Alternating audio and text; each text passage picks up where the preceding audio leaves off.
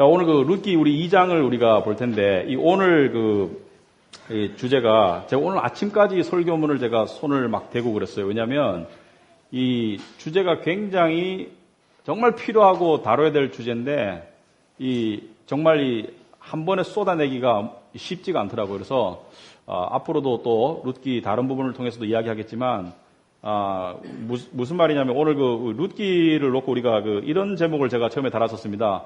운명을 만드시는 하나님.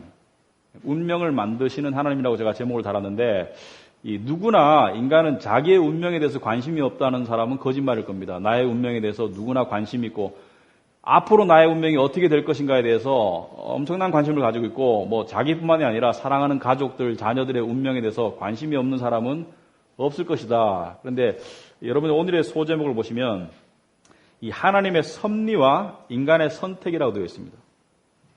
자, 물론 하나님의 섭리가 무슨 뜻이냐는 나중에 제가 설명을 하겠지만, 일반적으로 우리가 이해하고 있는 하나님의 섭리와 인간의 선택에 대해서 우리가 이야기를 해보기 때문에 굉장히 재미있고 중요하고 하지만 쉽게 설명할 수 없는 어떤 그런 부분이 있습니다. 그런데 제가 키포인트를 한번 뽑아봤습니다. 처음에 우리가 볼 게, 운명은 나의 선택에 의해서 좌우되는가 아니면 하나님의 섭리가 좌우하는가? 이게 굉장히 중요한 문제입니다. 운명은 나의 선택이 모여서 좌우되는 것이냐 아니면은 하나님의 커다란 섭리가 있는 것이냐.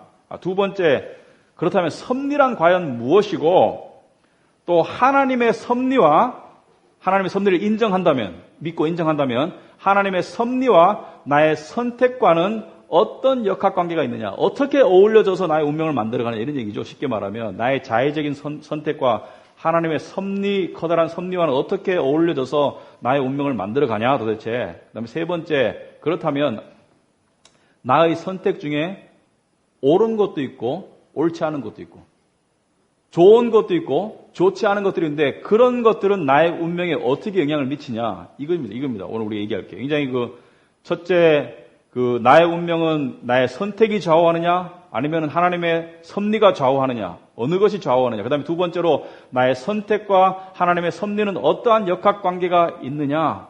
이 크리스찬이라면 한 번쯤 생각해 봤음직한 부분이고, 아직까지도 한 번도 생각 안 하셨다면 여러분은 머리를 끄고 지금까지 신앙생활 하셨다, 이렇게밖에 볼 수가 없습니다. 머리를 끄고 신앙생활 하면 안 됩니다. 머리에 불을 넣고 생각을 하면서 신앙생활을 해야지 신앙생활에 발전이 있고 방향성이 있지, 우리가 생각 없이 신앙생활에서는 남들이 시키는 대로 다 따라가기 때문에 안 됩니다. 남들이 시키는 대로 다 따라가다 보면 엉뚱한 길을 갈 때가 많아요. 그리고 세 번째로, 좋은 선택과 좋지 않은 선택은 어떤 영향을 미치느냐. 자, 그래서 우리 지난주에 룻이 시어머니를 따라서 청산과부로서 고향 땅에 돌아가가지고 제가하고 새로운 가정을 이룰 것을 포기하고 시어머니를 따라갈, 궁극적으로는 시어머니를 따라가는 것이 아니죠. 하나님을 따라갈 믿음의 선택을 하고, 이 둘이 베들레헴 땅에 보리 추수가 시작될 때 왔다는 것은 약 4월, 5월쯤에 왔는데 굉장히 현명한 선택입니다. 왜? 그때 오면 이 둘은 구걸해서 먹고 살아야 되기 때문에 사람들이 좀 풍성하고 인심이 좋기 때문에 먹을 것이 좀 있고 이러기 때문에 아주 적절한 시기를 택해서 왔는데, 자, 오늘 2장이 그때부터 시작이 된다. 그래서 2장 1절부터 16절까지를 먼저 읽어보겠습니다. 오늘에는 보아스라는 남자가 등장합니다. 그죠? 이때까지 여자만 있었는데 보아스라는 남자가 등장하는데, 이 보아스는 이 나오미의 남편 엘리멜렉의 시댁 식구입니다. 그러므로 나오미에게도 시댁 식구고 룻에게도 시댁 식구, 그러니까 시댁 식구 남편의 시아버지의 친척이 보아스라는 남자가 등장을 한다. 그래서 그걸 염두에 두시고 보시면 되겠습니다. 나오미의 남편, 2장 1절입니다. 나오미의 남편 엘리멜렉의 친족으로 유력한 자가 있으니 그의 이름은 보아스더라. 모압 여인 룻이 나오미에게 이르되, 원하건대 내가 밭으로 가서 내가 누구에게 은혜를 입으면 그를 따라서 이삭을 죽겠나이다 하니, 나오미가 그에게 이르되 내 따라 갈지어다 하매, 룻이 가서 베는 자라는 것은 이 밭에서 추수하는 낫을 베는 자를 따라 밭에서 이삭을 줍는데 우연히 엘리멜렉의 친족 보아스에게 속한 밭에 이르렀더라. 마침 보아스가 베들레헴에서부터 와서 베는 자들에게 이르되 여호와께서 너희와 함께 하시기를 원하노라 하니, 그들이 대답하여 여호와께서 당신에게 복 주시기를 원하나이다 하니라. 보아스가 베는 자들을 거느린 사환에게 이르되 이는 누구의 소녀냐 하니, 아마 룻이 좀 젊게 보이는 모양입니다. 그래서 소녀냐 하니, 베는 자를 거느린 사원이 대답하여 이르되 이는 나오미와 함께 모압 지방에서 돌아온 모압 소녀인데 그의 말이 나로 베는 자를 따라 단 사이에서 이삭을 죽게 하소서 하였고 아침부터 와서는 잠시 집에서 쉰 후에 지금까지 계속하는 중이니다. 열심히 일한다는 얘기죠. 보아스가 룻에게 이르되 내 딸아 들으라. 이삭을 주우러 다른 밭으로 가지 말며 여기서 떠나지 말고 나의 소년들과 함께 있으라. 그들이 베는 밭을 보고 그들을 따르라. 그들을 따르라. 내가 그 소년들에게 명령하여 너를 건드리지 말라 하였으니라. 목이 마르거든 그릇에 가서 소년들이 길러온 것을 마실지니라 하는지라.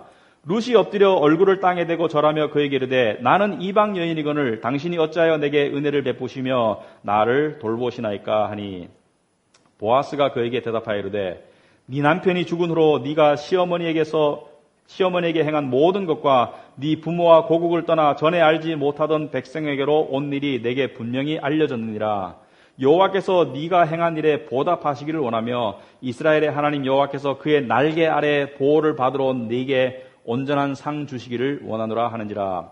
룻이 이르되 내 주여 내가 당신께 은혜 있기를 원하나이다. 나는 당신의 하녀 중에 하나와도 같지 못하오나 당신이 이 하녀를 위로하시고 마음을 기쁘게 하는 말씀을 하셨나이다 하니라. 식사할 때 보아스가 룻에게 이르되 이리로 와서 떡을 먹으며 네 떡 조각을 초에 찍으라 하므로 룻이 곡식 빼는 자 곁에 앉으니 그가 볶은 곡식을 주매 룻이 배불리 먹고 남았더라. 룻이 이삭을 주우러 일어날 때 보아스가 자기 소년들에게 명령하여 이르되 그에게 곡식단 사이에서 줍게 하고 책망하지 말며 또 그를 위하여 곡식 다발에서 조금씩 뽑아버려서 그에게 줍게 하고 꾸짖지 말라 하니라. 기도 먼저 할까요? 하나님 아버지 감사합니다. 말씀 주심을 감사합니다. 이 말씀 가운데서 하나님의 섭리와 우리의 선택이, 우리 인간의 선택이 우리의 운명과 어떻게 연관되어 있으며 또 하나님께서 어떻게 당신을 믿는 백성들에게 선하신 섭리를 이루어 가시는지를 우리가 깨닫고 그것을 깨달음으로 말미암아 하나님을 좀 더 알고 또 하나님 당신을 믿는 믿음 가운데 더 안식하고 더 쉴 수 있고 평안할 수 있는 그러한 삶을 살기를 원합니다. 또한 하나님께 영광되는 삶을 살기를 원하오니 아버지 인도하시고 도와주시옵소서. 예수님 이름으로 기도합나이다. 아멘. 자, 우리 인생에서 선택은 우리가 매일 하는 것입니다. 예를 들어서 우리가 여기 지금 오신 것도 지금 선택해서 오셨어요. 어떤 분들은 지하철을 타고 오신 분도 있고 버스 타고 오신 분도 있고, 자, 시간이 급하면 시간이 빠른 교통수단을 이용할 것이고, 그 다음에 자리에 앉아야 되겠다 싶으면 자리에 앉을 수 있는 교통수단을 선택하고, 하여튼 우리는 매일매일 선택을 하는데 이 작은 선택들은 그렇게 스트레스를 주지 않지만 커다란 선택들은 우리에게 스트레스를 줍니다. 직장이나 어디에 살 건지 또는 누구랑 결혼할 건지 또 어느 교회를 다닐 건지 이러한 중요한 선택들은 우리에게 좀 스트레스를 주기도 하고 그렇습니다. 그런데 어떤 사람들은 이렇게 생각합니다. 인생은 선택이다. 인생은 선택과 노력이지 하나님 그런 존재는 있지도 않고 섭리가 없다고 말합니다. 특별히 성공한 사람들이 그런 생각을 많이 가지고 있습니다. 나를 봐라. 내가 열심히 노력하고 선택하고 내가 정말 투자 잘하고 내가 좋은 길을 선택하고 이렇게 왔더니 얼마나 많이 이루었냐. 섭리가 무슨 소용이 있냐. 다 선택이지. 그렇게 말하는 사람들이 세상에는 성공한 사람들 중에, 가진 자들 중에, 권력자들 중에 상당히 있는데 이런 말씀을 드리고 싶습니다. 그것은 짐승과 같은 이야기를 하는 것이다. 우리가 짐승은 잘 먹고 잘 살고 등 따시고 배부르면 괜찮아요. 의미가 있어요. 그런데 우리 인생은 그것과는 관계없고 그것보다 훨씬 더 중요한 영원한 가치와 의미라는 것이 존재합니다. 내 인생에서 발견한 영원한 가치와 영원한 의미를 발견하지 못한 상태에서 아무리 성공하고 아무리 잘 살고 아무리 잘나도 나중에는 결국 헛것이에요. 짐승이 죽으면 땅에 내려가듯이 나중에 죽음 가운데 들어서게 되면 내 인생의 의미가 무엇이었지? 나는 왜 살았지? 내가 이룬 이 모든 것의 가치의 의미는 무엇이라고 생각하고 착각 속에서 살았구나라고 생각하고 갈 수밖에 없는 것이 인생이다. 그러므로 그냥 선택이 다라고 주장하는 사람들의 인생은 영원한 가치와 의미를 발견할 수 없는 이 동물성의 인생이라고 밖에 볼 수가 없다. 자, 근데 오늘 보면 지난주에 이 했는 1장에서 이 나오미의 며느리 룻은 선택을 했습니다. 자기 친정으로 돌아가서 재가하고 새로운 가정을 꾸릴 것을 포기하고 정말 암담한 현실이 기다리고 있는 미래를 선택했어요. 그것도 시댁이라는 시자를 들으면 도망을 가야 되는데 요즘 문화에 보면 시어머니를 따라간다? 그것도 남편도 없이 따라간다는 것은 있을 수 없는 얘기죠. 옛날이나 지금이나 고생길이 훤한 거죠. 그런데 시어머니를 따라간 것이 아니에요, 사실은. 궁극적으로 뭡니까? 당신이 믿는 하나님을 나도 믿겠다. 하나님을 믿는 믿음이 있었기 때문에 이러한 엄청난 선택을 해서 지금 시어머니를 따라서 왔는데, 자, 오늘 본문에서 보듯이 하나님을 향한 올바른 선택은 하나님의 섭리, 하나님의 선하신 섭리와 자연스럽고 빨리 만나게 해준다는 것을 알 수가 있습니다. 하나님을 향한 올바른 신앙의 결단은 하나님의 섭리를 빨리 자연스럽게 만나게 해준다는 것을 우리가 볼 수가 있다. 반대로 잘못된 선택은 하나님의 섭리를 향한, 나를 향한 선하시고 위대하시고 의미 있는 섭리를 향한 길을 천천히 해야 되겠다. 방해할 뿐만이 아니라 그 잘못된 선택의 대가를 치르도록 한다. 성경에 보면 아브라함이 하나님께서 섭리하셔서 믿음의 조상으로 하겠다고 했는데 그것을 믿지 않고 중간에 하갈을 선택하는 그런 잘못된 선택을 했죠. 그래서 어떻게 되었습니까?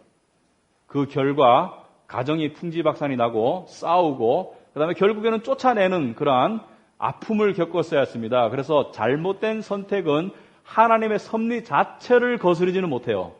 그러나 하나님이 정하신 섭리를 빨리 만나지 못하고 쉽게 만나지 못하는 평강을 잃는 그러한 선택이 될 수 있다. 마찬가지로 야곱. 여러분 생각해보세요. 야곱은 하나님이 에서보다 더 장자로 적은 자가 큰 자가 적은 자를 섬기리라 장자로 하나님이 선택하셨어요. 이미 섭리 가운데 있어요. 그렇다면 야곱이 이 얍삽한 그런 꾀를 내어서 속이고 그 다음에 이 아버지의 눈을 속여가지고 장자의 복을 빼앗지 않았어도 그 일은 되도록 되어 있었어요. 아시겠습니까? 장자의 복을 받도록 되어 있었는데 그것을 자기의 잔꾀로 미리 이루려고 하다가 보니까 자충수를 둬서 집에서 도망을 가게 돼가지고 수십 년을 라반이라는 그 외삼촌 집에서 고생을 합니다. 근데 그 버릇을 못 버리고 거기 가서도 레아와 라헬을 놓고 한 번 상의도 안 하고 생각도 안 해보고 그 다음에 하나님께 묻지도 않고 라헬을 선택합니다. 이뻐서 선택했는데 결국에 나중에 이 하나님께서 하나님의 섭리 가운데는 유다가 누구에게서 나왔습니까? 유다가 라헬에서 나왔나요? 레아에서 나왔죠. 하나님의 섭리 가운데는 레아가 야곱을 만나서 결혼해서 유다가 나와야 되기 때문에 하나님께서는 라반의 악한 마음을 이용해서 레아도 취할 수 있도록 해서 그 다음에 하나님께서 그 라인을 통해서 유다가 나오게 하셨지만 그 선택 때문에 집안이 좀 안 좋았죠. 한동안. 그리고 라헬이 한 번은 이러죠. 내가 자식을 못 낳게 하거든 나를 차라리 죽여라. 그러니까 이 야곱이 화가 나서 내가 하나님이냐? 내가 어떻게 너한테 자식을 줄 수가 있느냐? 자, 이런 얘기를 합니다. 그런데 자, 룻은 오늘 보면 믿음을 기준으로 선택을 했어요. 세상의 당장의 이익이 아니라 자기의 편익이 아니라 믿음을 기준으로 선택을 해가지고 여기 왔는데 룻은 생활력이 굉장히 강한 여인이에요. 마치 잠언 31장에 나오는 현숙한 여인처럼 굉장히 열심이고 그리고 올바른 선택은 어떠한 대가를 어떠한 수치가 따르더라도 했는 여인입니다. 이 잡초 속의 이 온실 속의 여인이 아니었어요. 여러분 뭔가 하고 싶어도 또 할 의욕도 없지만 하고 싶어도 밖에 나가서 고생할까봐 수치당할까봐 그리고 밖에 나가서 어제 우리 전도를 했는데 여기서 이제 전도지를 나눠주는데 보면 처음엔 약간 쭈삣쭈삣하게 되더라고요. 사람들이 이렇게 거절 한 두세 번 당하면 마음이 좀 이렇게 좀 무너지고 하는데 계속 하시더라고요. 보니까 계속 하시니까 나중에는 이 사람들이 잘 받아가더라고요. 하여튼 뭔가 하려고 할 때 그런 것이 두려워서 이 온실 속에 갇혀있기를 원하는 사람들은 저는 냉장고 안에 음식과 같다고 생각합니다. 상할까봐 냉장고에 넣어두지만 결국은 상해요. 안 먹고 계속 내버두면 냉동실에 넣어놔도 결국은 상하게 되어 있어요. 여러분 무슨 뜻이냐? 인생이 올바른 일이 있는데, 올바른 결정이 있는데, 올바른 행위가 있는데 힘들어서 귀찮아서 수치스러워서 그것을 피하기 시작하면 냉장고 안에 자기를 갖춰놓고 나는 안 썩을 거야, 나는 안 썩을 거야. 그러나 결국은 다 상하게 되어 있어요. 시간이 지나면. 그럼 뭐예요? 인생을 낭비하는 것이지. 의미를 발견 못하는 것이에요. 그러므로 옳은 일이 있으면 행동으로 옮겨라. 룻은 옳은 일을 행동으로 옮겼습니다. 그래서 시어머니에게 뭐라고 말합니까? 제가 이삭을 주우러 가겠습니다. 먹고 살아야 되니까. 나 같으면 시어머니 당신 친척들이 많으니까 어머니가 가서 좀 구워보세요. 어머니가 가서 좀 이렇게 구걸해 보시든지 부탁해 보세요라고 말했을 텐데 룻은 제가 할게요. 제가 더 젊으니까, 제가 더 힘이 있으니까 제가 나가서 이삭을 줍겠습니다. 이 굉장한 결심입니다. 왜냐하면 이 이삭을 줍는다는 것, 여러분 이삭을 줍는다는 게 뭔지 아시죠? 이삭이 뭔지 아세요? 이삭은 볼이나 쌀에 이 나달들이 달려있는 줄기의 끝부분이 이삭이죠. 이 이삭이 추수를 하고 나면, 이 추수꾼들이 추수를 하고 나면 이삭이나 나달들이 그 땅에 떨어져 있어요. 그러면 그것을 가난한 사람들이 와서 주워갑니다. 그래서 옛날에 이 사회 안전망 중에 하나였어요. 부자들이 추수하고 난 다음에 가난한 사람들이 와가지고 이삭을 주워서 먹고 사는 거. 여러분 그 유명한 그 명화 중에 밀레의 이삭 줍는 여인들 아시죠? 거기 보면 3명의 여인이 이 허리를 구부리고 이삭을 줍고 있는데, 이 옛날에 토지주들 중에 좀 후한 사람들은 이 추수꾼들한테 적당히 추수해라. 너무 막 삭삭 긁지 말고 적당히 추수해서 좀 남겨놔라. 그래서 없는 사람들도 와서 좀 먹도록 해라 이랬는데, 정말 독하고 인색한 그 토지주들은 싹 다 긁어갔어요. 한 번 추수하고 난 다음에 일꾼들 시켜가지고 다시 한번 걷어봐. 이삭 줍기를 자기 일꾼들한테 시켜가지고 싹 다 긁어가지고, 우리 속담에 이런 말이 있습니다. 나달 하나 남기지 않았다. 나달 하나 남기지 않았다는 말이 거기에서도 유리했다고 생각합니다. 자, 그래서 이 룻이 이삭을 줍는다고 하는데 이 굉장히 이게 좀 쉬운 문제가 아닙니다. 왜냐하면 이 당시에 주인의 허락이 좀 있어야 돼요. 그 밭에서 이삭을 주우려면, 그죠? 그리고 텃세가 굉장히 심해. 먼저 줍던 사람들이 텃세가 심하고, 가난한 사람들이 이 한정된 이삭을 놓고 줍다 보니까 서로 굉장히 싸우고 이렇게 할 경우가 많고, 특히 이방 여인이 가서 줍는다는 것은 상상하기가 힘들어요. 가면 멸시당하고 천대당하고 나중에 말겠지만 성희롱 당할 수도 있어요. 젊은 여자이기 때문에. 자, 그런데 룻이 2절에 이렇게 말합니다. 어머니 나오미에게 이르되 내가 밭으로 가서 내가 누구에게 은혜를 입으면 그를 따라서 이삭을 주겠나이다. 룻도 이것을 알기 때문에 내가 누구에게가 은혜를 입으면, 허락당하는 은혜를 입으면 내가 거기서 이삭을 주겠나이다 말하니까 어머니가 가라. 3절에 보니까 이 우연히 갖는 많은 보리밭 중에 갖는 밭이 보아스의 밭이에요. 보아스라는 남자에게 속한 밭인데 3절에 보니까 룻이 가서 베는 자를 따라 밭에서 이삭을 줍는데 우연히 엘리멜렉의 친족 보아스에게 속한 밭에 이르렀더라. 자, 보아스에게 속한 밭에 이르렀다. 자, 여기 보면 이 룻이 이 많은 밭 중에 이 보아스에게 속한 밭에 갔는데 공교롭게도 보아스가 룻에게 상당한 친절과 호의를 베풉니다. 여기 보면 이 이방 여인, 지금 이삭을 주울지도 안 주울지도 장담할 수 없는 상태의 이 룻에게 8절에 보면 이런 말을 하죠. 보아스가 이 사람이 누군지를 알아 사원들에게 물어봐요. 소년들에게 누구냐고 하니까 나오미가 데리고 온 며느리다 라고 말하니까 보아스가 8절에 룻에게 이르되 내 딸이라는 것은 나이가 그만큼 어리다는 것이 아니라 이 사람은 농장주고 남자이기 때문에 여자인 이 여인에게 내 딸아라고 친근감하게 부르는 것입니다. 내 딸아 들으라. 이삭을 주우러 다른 밭으로 가지 말며 여기서 떠나지 말고 나의 소년들과 함께 있으라. 무슨 뜻입니까? 다른 밭에 가가지고 쫓겨나고 고생하지 말고 내 밭에서 안심하고 주어라. 무슨 뜻입니까? 일터를 제공하는 은혜를 베푸는 거예요. 내 밭에 와서 계속 주어도 내가 보호해주마. 그 다음에 9절에 보니까 소년들에게 또 명령을 합니다. 소년들에게 명령하기를 너를 건드리지 말라 하였으니, 여기서 건드리지 말라는 것은 줍는 것을 회방하거나 아마도 성희롱하지 마라. 이 청상 과부기 때문에 가가지고 성희롱하지 마라. 그리고 9절에 보니까 목이 마르거든 그릇에 가서 소년들이 길러온 것을 마실지니라 하는지라. 이게 무슨 뜻이냐? 물 한 잔 주는 게 뭐 대단하다고. 여러분 생각해보세요. 옛날에 물은 생명과 같아요. 그리고 물을 지금처럼 수돗물 쓴다고 콸콸 쏟아지는 것이 아니죠. 이 지역에서 물은 한정된 운물을 가서 한정된 양만큼 길어올 수 있는데 거기에도 기득권이 있죠.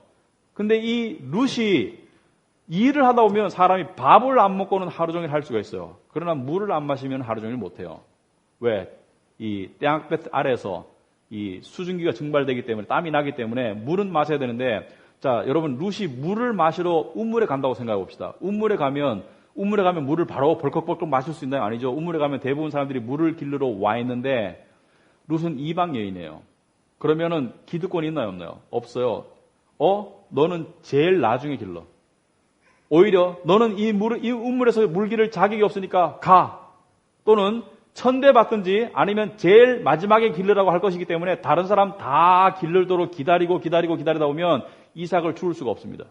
그러니까 이삭 주우러 와라라는 것은, 소년들이 길러온 물을 마시라는 것은 계속 이삭 줍는데 열심히 해라.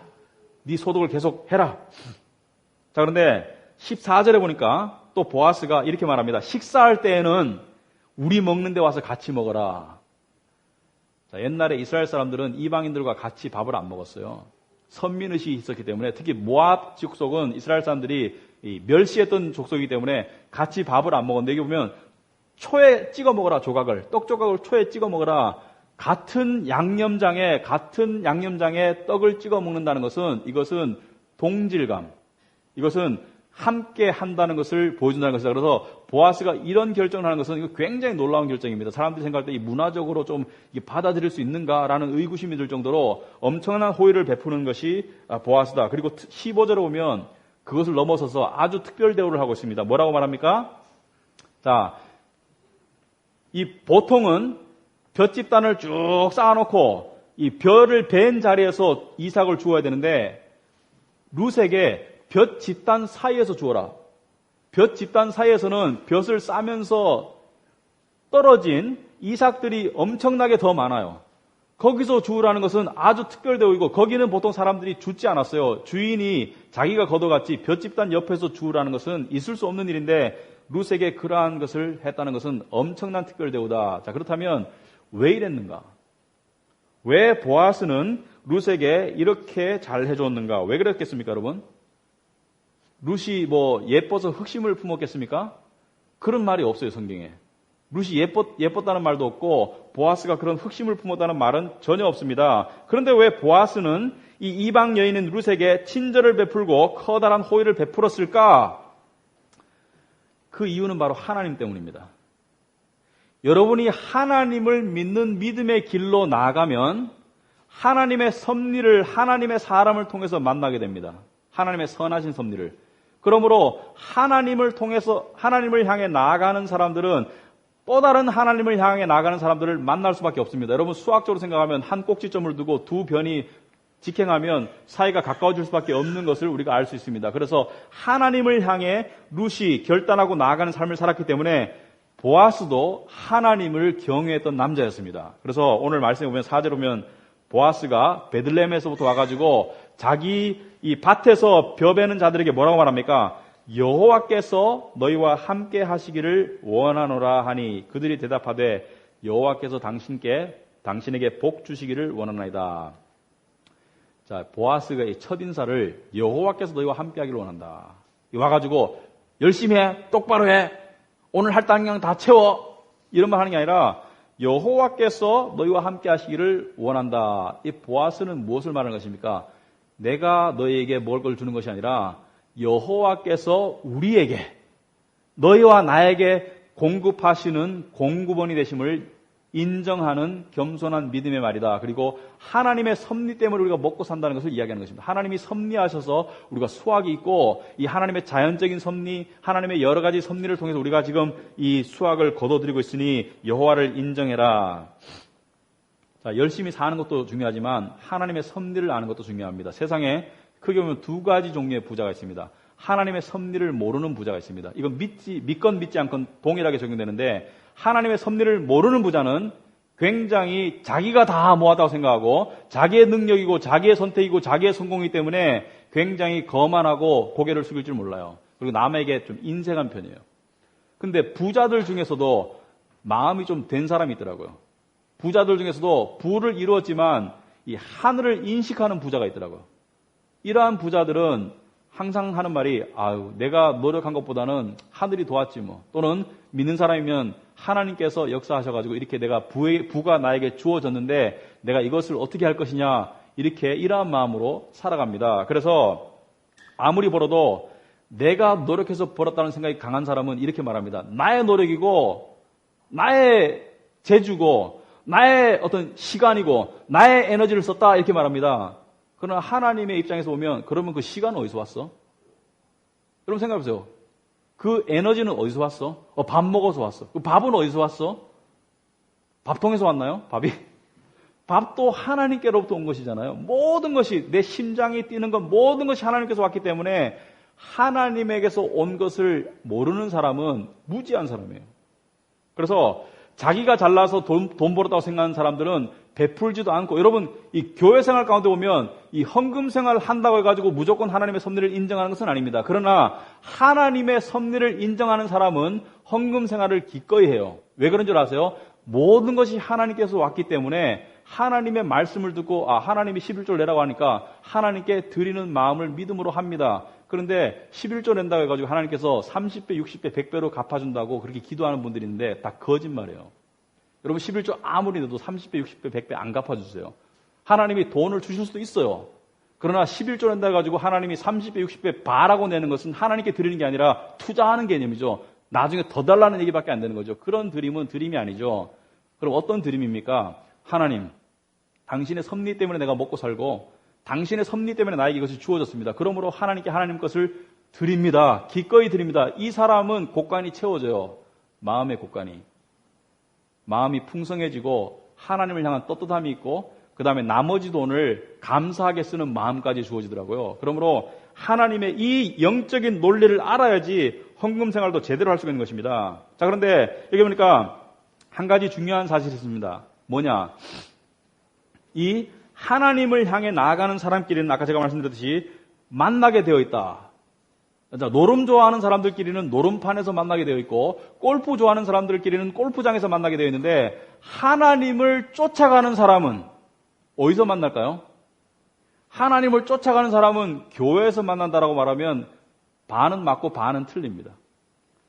왜냐하면 다 교회 다닌다고 다 하나님을 쫓아가고 있는 건 아니에요. 영적인 것은 눈에 보이는 것이 아니에요. 영적인 길은. 그러므로 하나님을 진심으로 쫓아가는 사람은 하나님을 진심으로 쫓아가는 사람을 만나게 되었다. 특히 여러분 중에 결혼하고 싶은 싱글이 있다면 하나님을 믿는 믿음이 좋고 하나님 안에서 정말 진실되고 성실한 사람을 만나고 싶으면 여러분이 먼저 하나님을 쫓아가야 돼.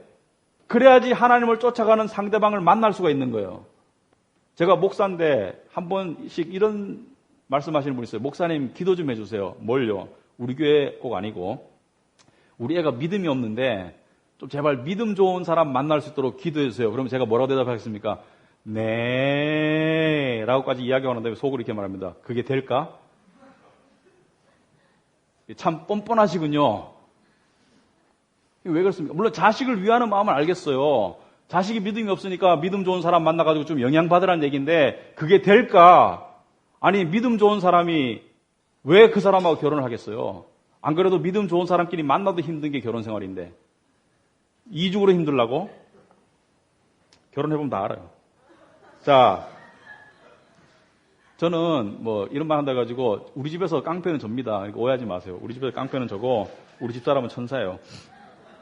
자, 룻과 보아스는 이 같은 길을 가던 사람이다. 그렇기 때문에 서로의 길과 상대의 가치를 알아봤어요. 자, 내 거짓말 하는 게 아니고 11절 한번 보세요. 11절에 뭐라 되어 있습니까? 보아스가 그에게 대답하여 이르되 룻에게 대답하여 이르되 네 남편이 죽은 후로 네가 시어머니에게 행한 모든 것과 네 부모와 고국을 떠나 전에 알지 못하던 백성에게로 유대 백성에게로 온 일이 내게 분명히 알려졌느니라. 자, 이 룻의 신앙의 결단을 하나님도 기뻐하실 거라는 것을 보아스는 알았습니다. 왜? 보아스는 하나님을 믿는 같은 믿음의 사람이었거든요. 그래서 보아스는 잘 들으세요. 룻을 향한 하나님의 섭리의 일부가 됩니다. 하나님의 선하신 섭리의 일부가 된다. 12절에 나와 있습니다. 여호와께서 네가 행한 일에 보답하시기를 원하며 이스라엘의 하나님 여호와께서 그의 날개 아래 보호를 받으러 온 너에게 온전한 상 주시기를 원하노라 하는지라. 무슨 말입니까? 네가 모든 그 세상적인 것을 다 포기하고 여호와 하나님 날개 아래에 피난처를 삼는 그 기대 하나로 여기까지 왔는데 그것을 하나님이 응답하시기를 원하노라. 아시겠습니까? 네 그 믿음의 결단이 하나님의 섭리를 통해서 응답되기를 원하노라. 그리고 내가 거기서 역할을 하고 싶다. 지금 벌써 하나님과 보아스와 사이에는 교감이 이루어진 것입니다. 그래서 보아스는 룻을 향해서 굉장히 친절을 베푼다. 자, 그래서 여기까지가 서론이고 이제 본론을 이야기하겠습니다. 자, 본론은 뭐냐? 섭리. 섭리가 무엇인가? 하나님의 섭리가 무슨 뜻인가? 굉장히 우리 기독교인들이 생각 없이 신앙생활하면 안 돼요. 생각 없이 신앙생활하면 신앙이 늘지도 않고 엉뚱한 길을 가게 되어 있어요. 여러분 생각 없이 가서 길 걸어보세요. 목적지로 가는가요? 못 가게 되어 있어요. 엉뚱한 길로 더 멀어지지. 그러므로 생각 없이 신앙생활하면 한 만큼 손해예요. 왜냐하면 되돌아와야 되기 때문에. 나쁜 때가 묻기 때문에. 그러므로 올바른 생각을, 진리를 생각하면서 신앙생활을 해야 된다. 자, 섭리란 무엇인가? 앞으로 더 다루겠지만 오늘 조금 다룰 것입니다. 섭리를 알기 위해서는 먼저 우연과 필연의 차이가 뭐냐? 그걸 생각해봅니다. 우연과 필연이 무슨 차이가 있느냐? 인생에서 일어나는 일들이나 나의 선택 중에 우연과 필연이 무슨 뜻이냐? 무슨 차이가 있느냐? 왜냐하면요, 오늘 3절에 보니까 우연이라는 단어가 쓰여져 있거든요, 성경에. 뭐라 되어 있습니까? 룻이 가서 배는 자를 따라 밭에서 이삭을 줍는데 우연히 엘리멜렉의 친족 보아스에게 속한 밭에 이르렀더라. 자, 우리가 이야기를 다 듣고 보니까 우연이 아니거든요. 근데 왜 우연이라고 말하는가? 자, 인간의 관점에서 봤을 때는 룻은 수많은 밭을 놓고 우연히 갔는 거예요. 우연히 갔어. 근데 인생에서 우연과 필연의 차이는 종이 한 장 차이예요. 우연히 하나님의 섭리를 만나게 되면 필연이 되는 거예요. 아시겠습니까? 이건 믿지 않는 사람들도 그런 말을 해요.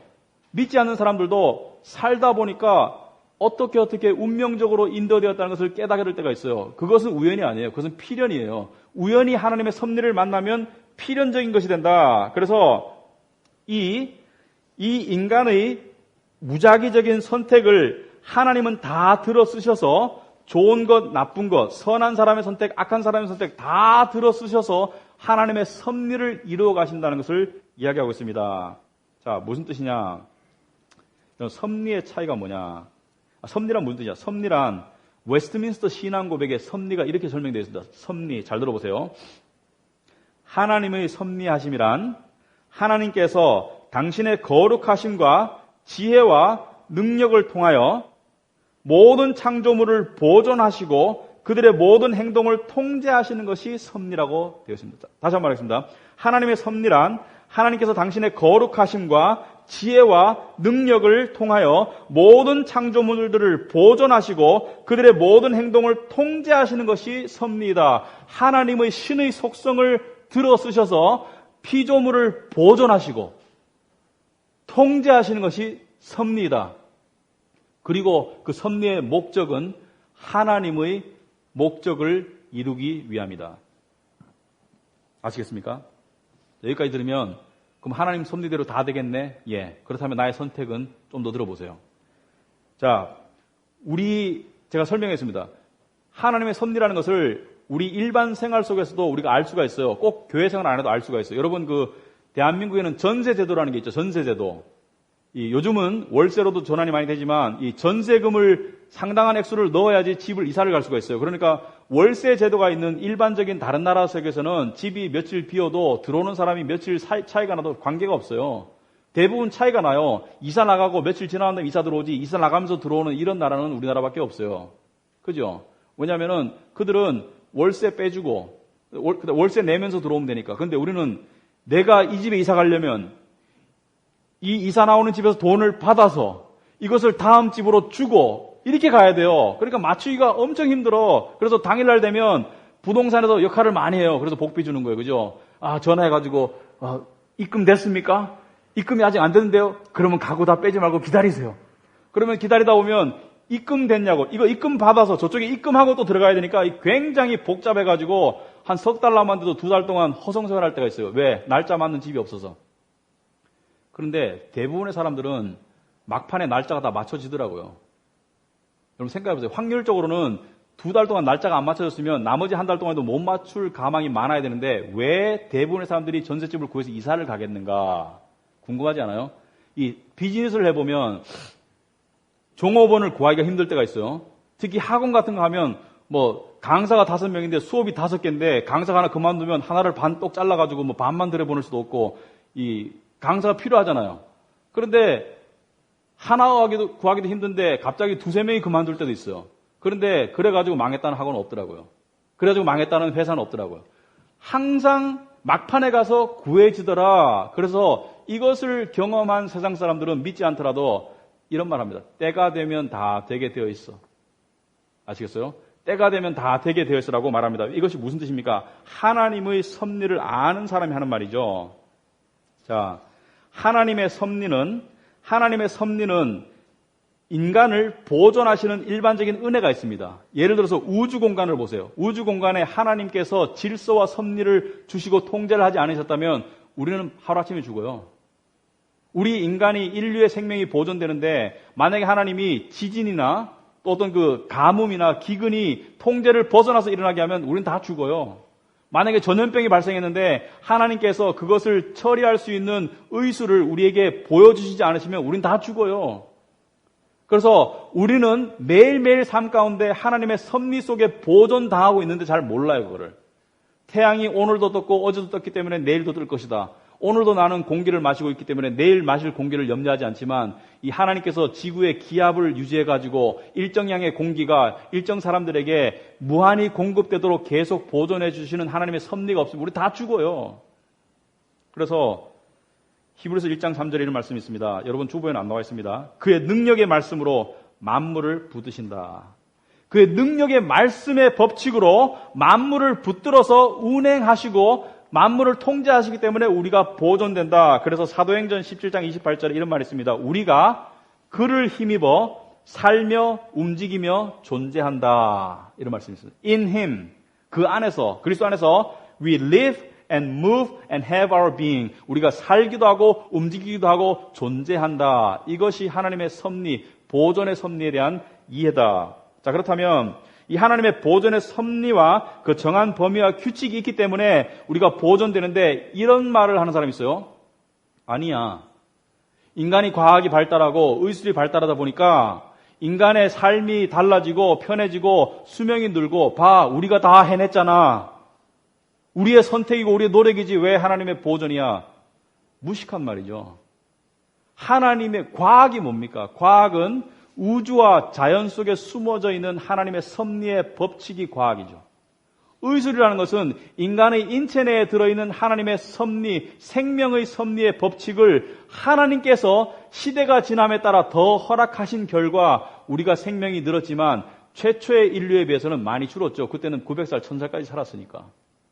아시겠어요? 하나님이 허락하지 않으면 안 된다. 자, 그런데 왜 인간들은 하나님의 섭리를 제대로 보지도 못하고 깨닫지 못하느냐? 2가지 이유 때문입니다. 첫째는 섭리의 은닉성 때문에, 은닉성, 숨겨져 있기 때문에. 그 다음에 2번째는 우리가 영적으로 무지하기 때문에. 눈이 어두워서 하나님을 알아볼 수 없는 것이죠. 여러분이 하나님의 섭리를 생각할 때는 이걸 항상 기억하세요. 섭리는 은닉성이 있다. 은닉성이라는 것은 하나님의 섭리는 다 드러나 보여지지가 않습니다.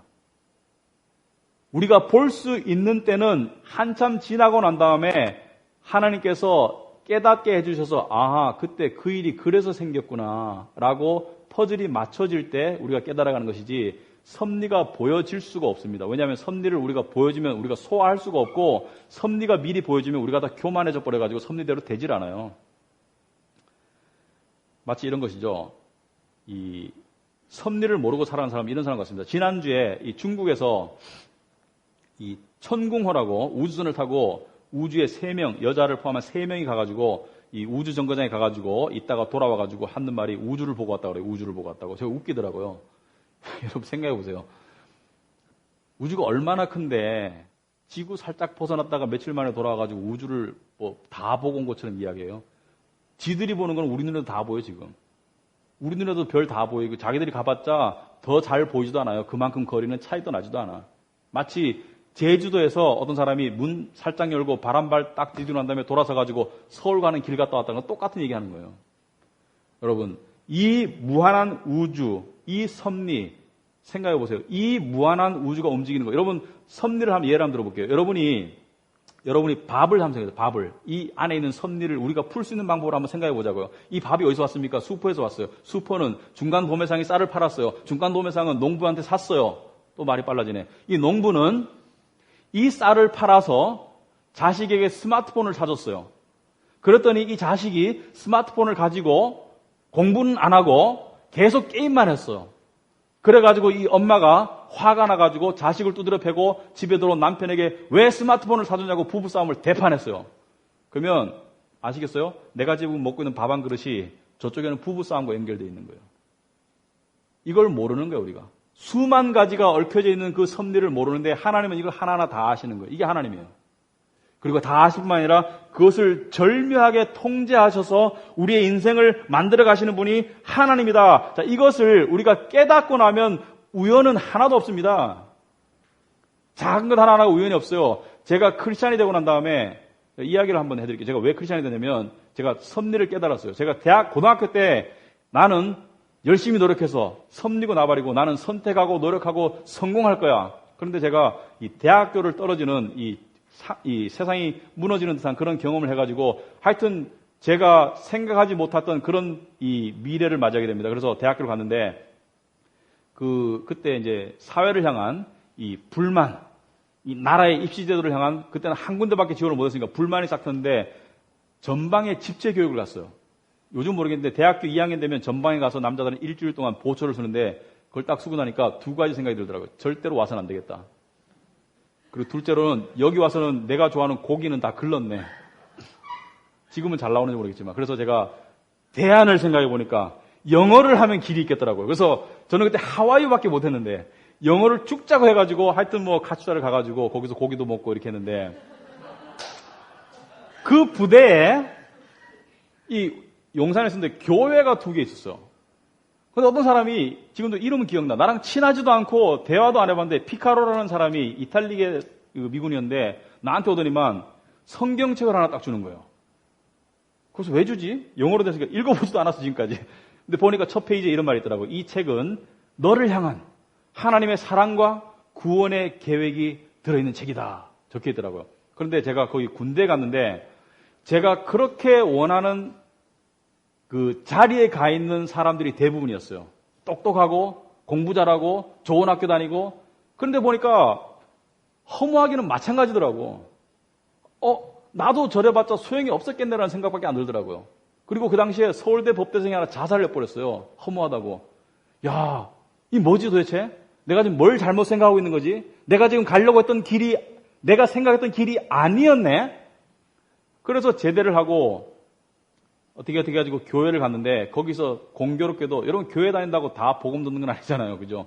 근데 어떤 고등학교 선생님을 만났는데 이 선생님이 저한테 복음을 전해줬어요. 1988년 12월 달에. 머리를 한 방 띵 맞은 줄 알았어요.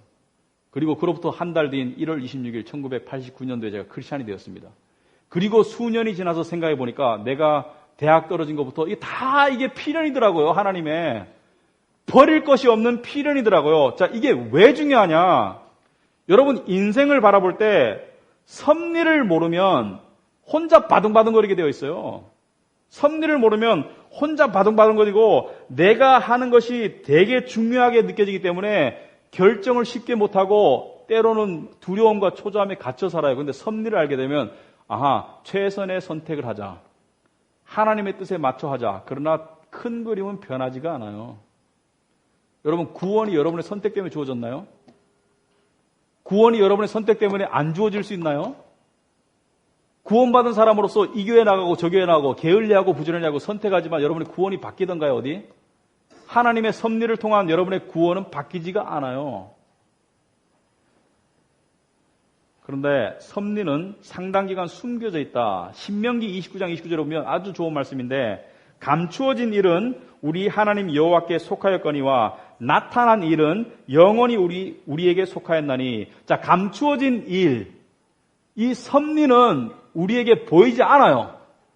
보일 때가 있다는 것이지. 그런데 이 섭리의 은닉성을 아는 사람은 하나님의 섭리에 쓰임받는 법을 배우게 됩니다. 굉장히 중요합니다. 여러분 신앙생활 할 때 하나님께 쓰임받고 싶어요? 그러면 은닉성을 알아야 돼요. 은닉성. 막 나팔 불면서 내가 뭐하니 이런 사람들은 하나님께 쓰임받는 게 아니에요. 자기 스스로 북치고 장구치고 하는 것이지. 그러므로 하나님의 섭리의 선하신 뜻이 그런 사람에게는 나타나지가 않아요. 그런 사람은 돈을 100억을 내도 하나님의 섭리가 안 나타나요. 선하신 섭리가. 물론 하나님께서 그것을 들어 쓰셔서 다르게 역사하실 수는 있지만 그 존재 자체에게는 하나님의 선하신 섭리가 이루어지기가 힘들어요. 자, 은닉적인 멋을 가져라. 오늘 보아스를 보면 15절에 보면 룻이 이 볕단 속에서만 그 이삭을 죽도록 한 것이 아니라 16절에 보면 이런 말을 합니다. 애들에게 그를 위하여 곡식 다발에서 조금씩 뽑아서 버려라. 무슨 말입니까? 곡식 다발에서 일부러 이삭을 뽑아서 땅에 던져놔라. 그래서 룻이 주워가도록. 그래서 나중에 다음 장에 보면 룻이 엄청나게 주워가가지고 하루에 주울 수 있는 양용보다 훨씬 더 주워가가지고 시어머니 나오미가 깜짝 놀래요. 어떻게 이만큼 주웠냐고. 근데 이 보세요. 룻은 하나님의 섭리에 선하신 섭리의 방법을 아는 거예요. 모르게 그 사람의 길에 하나님의 섭리의 도구가 되는 모습을 볼 수가 있습니다. 그래서 룻은 몰랐죠. 모르고 다 주웠죠. 여러분 우리 교회도 오늘 신혼부부들이 오셨는가 모르겠는데 결혼하고 난 다음에 권태기를 앞당기려거든 이 은닉성을 팽개쳐라. 그러면 권태기를 앞당길 수가 있다. 뭐 이런 부부들이 있다고요. 뭐 볼 거 다 봤으니까 훌러덩 볼 거 맨날 돌아다녀. 그죠? 열심히 이렇게 하면 권태기가 상당히 빨리 올 수 있습니다. 이렇게 은닉적인 부분을 유지하지 않으면 권태기가 빨리 와요. 여러분 머리를 잘 써봐야 돼요. 지금부터라도 좀 은닉성적으로 이 부부생활 하시기 바랍니다. 자, 그런데 어디야 무슨 얘기하다 보네요. 자, 여러분의 삶 가운데 하나님의 섭리는 분명히 들어있는데 그렇다면 나의 선택은 무엇인가? 자, 섭리라는 큰 그림을 바꾸지는 못하지만 선택은 중요하다. 그런데 자유의지라는 말을 오해하지 마세요. 자유의지는 내 마음대로 내가 다 할 수 있다는 게 아니에요. 자유의지라는 말을 오해하지 마세요. 자유의지는 하나님의 섭리 속에서만 나의 선택의 범위가 주어지기 때문에 100% 자유는 아니에요. 여러분이 특별히 하나님의 사람이면 여러분의 자유의지는 하나님이 선택할 수 있는, 하나님이 줄 수 있는 범위를 벗어나지가 못합니다. 그래서 여러분이 자유의지를 아무리 가졌다고 해가지고 그것을 통해서 하나님의 섭리를 온전히 벗어나지 못한다. 그래서 이 성경에 이런 말이 있습니다. 시편 139편을 보시면 여러분 주보에 나와 있습니다. 실제로 보면 여기 우리의 자유의지와 우리의 선택과 하나님의 섭리의 역학관계를 잘 보여주고 있다. 시편 139편을 보시면 7절에 내가 주의 영을 떠나 어디로 가며 주의 앞에서 어디로 피하리이까? 내가 하늘에 올라갈지라도 거기 계시며 수월은 음부, 지옥 비슷한 말입니다. 수월에 내려갈지라도 내 자리를 펼지라도 거기 계시니이다. 내가 새벽 날개를 치며 바다 끝에 가서 거주할지라도 거기서 주의 손이 나를 인도하시며 주의 오른손이 나를 붙드시리다. 아시겠습니까? 여러분이 아무리 발버둥 쳐도 하나님의 섭리를 벗어날 수가 없어요.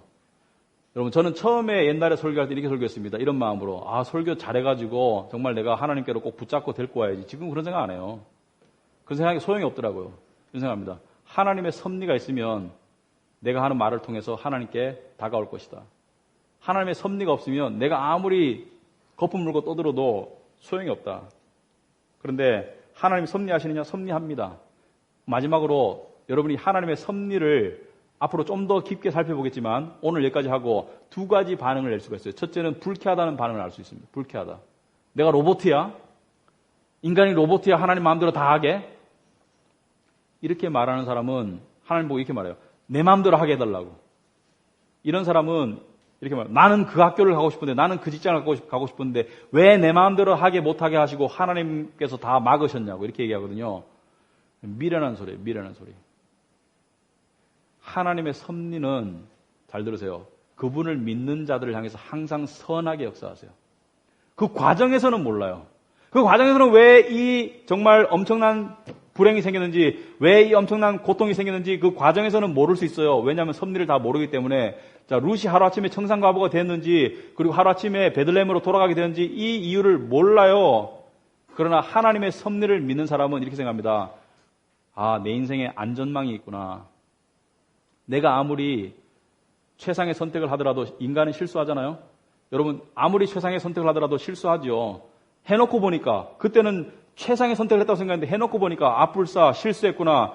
그런데도 너무 놀라지 마세요. 하나님의 섭리의 안전망이 여러분을 지켜주고 있어요. 이것이 섭리의 은혜입니다. 그러므로 섭리를 믿는 사람은 발버둥 치질 않아요. 섭리를 믿는 사람은 어딘가에 갇혀 있을 때 내가 섭리를 깨달으라고 섭리를 받아들이는 마음을 가지라고 하나님이 나를 이렇게 옴짝달싹 못하게 해놓으셨구나. 그리고 섭리를 깨닫는 사람은 좀 느긋하게 살아갑니다. 바닥바닥거리지 않아요.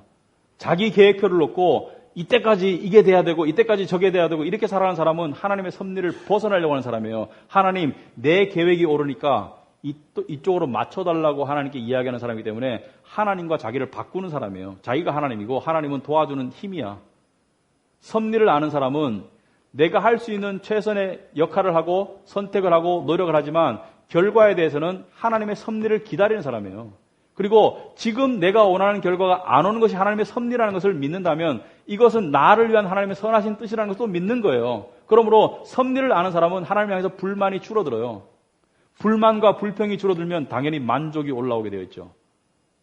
하나님이 나에게 이것을 안 주시는 이유가 있겠지. 지나고 보면 다 알아. 그걸 줬으면 내가 망가졌을 거야. 교만해가지고. 그러면 기다리는 거예요. 섭리가. 지금은 몰라. 그러나 나중에는 알게 되어 있어요. 고린도전서 13장에 보면 지금은 우리가 거울로 보는 같이 희미하나 그때는 얼굴과 얼굴을 대하여 볼 것이요 지금은 내가 부분적으로 아나 그때는 주께서 나를 아신 것 같이 내가 온전히 알 것이다. 자, 그래서 모든 일 가운데 하나님의 섭리를 생각해 보시기 바랍니다. 직장, 가정, 교회 섭리를 인정하고 그리고 섭리를 의지하시기 바랍니다. 하나님의 섭리는 오해하지 마세요. 우리가 먹기 싫은 음식을 목구멍에 억지로 쑤셔 넣는 게 섭리가 아닙니다. 섭리를 깨닫게 되면 달콤해지는 것이 섭리입니다. 그러므로 내가 아직까지도 하나님의 섭리가 나한테 달콤하게 다가오지 않는 것은 아직까지도 그 맛을 깨닫지 못했다고 보시면 맞아요. 그러면 기도하세요. 섭리의 맛을 깨닫게 해달라고. 나를 향하신 하나님의 섭리를 받아들이고 깨닫게 해달라고. 이번 시편 37편에 보면 이런 말씀이 있습니다. 시편 37편 3절에 여호와를 의뢰하고 선을 행하라. 땅에 머무는 동안 그의 성실을 먹을거리로 삼을지어다. 무슨 뜻입니까? 파닥파닥거리지 말고 여호와를 의뢰하고 그의 성실을 의지해. 그의 성실이라는 것은 섭리의 신실하심을 의지하고 살아라. 또 여호와를 기뻐하라. 왜?